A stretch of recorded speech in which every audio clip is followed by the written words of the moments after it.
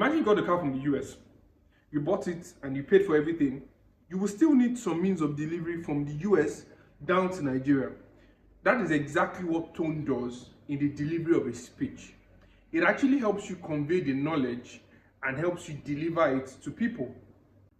One of the key mistakes that new persons in public speaking make is that they sort of use monotone a lot.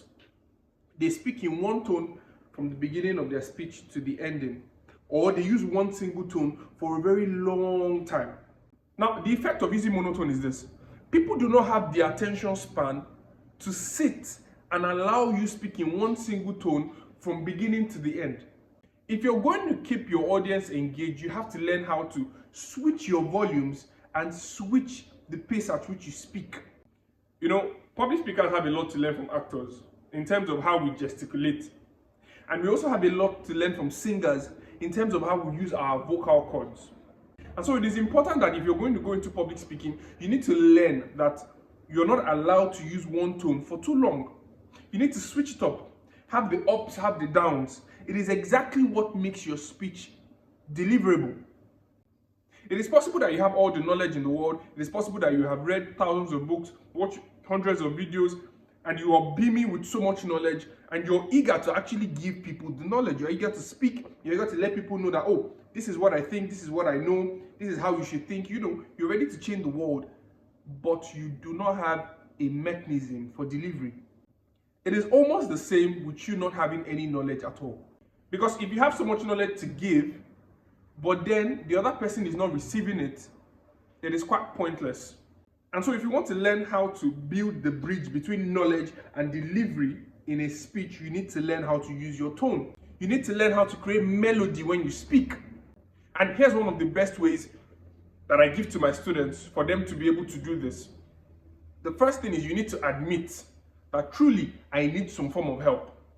You need to be able to admit and say, okay, yes, my tone currently is bad. How I speak currently is bad.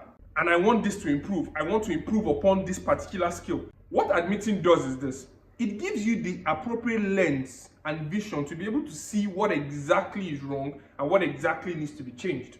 So the first thing to do is to decide that, okay, I am going to be honest with myself and I'm going to check, truly, do I use one single tone for too long?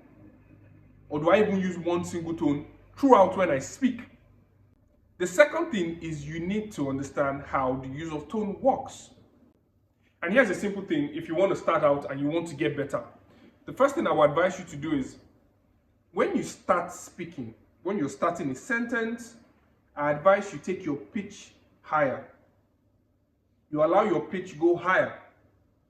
And when you get to a point of emphasis, you sort of reduce it. You go slower and you reduce it.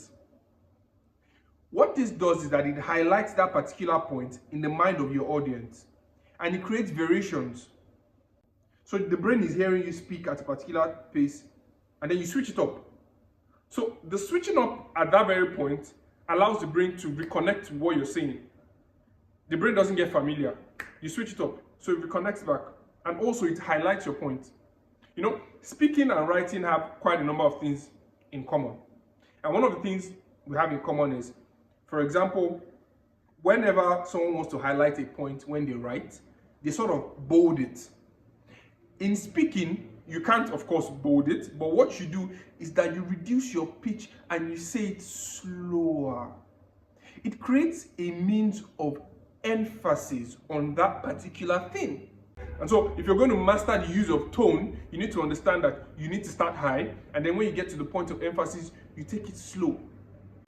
And naturally, as a good speaker, every sentence or every major point you want to make should have a point of emphasis.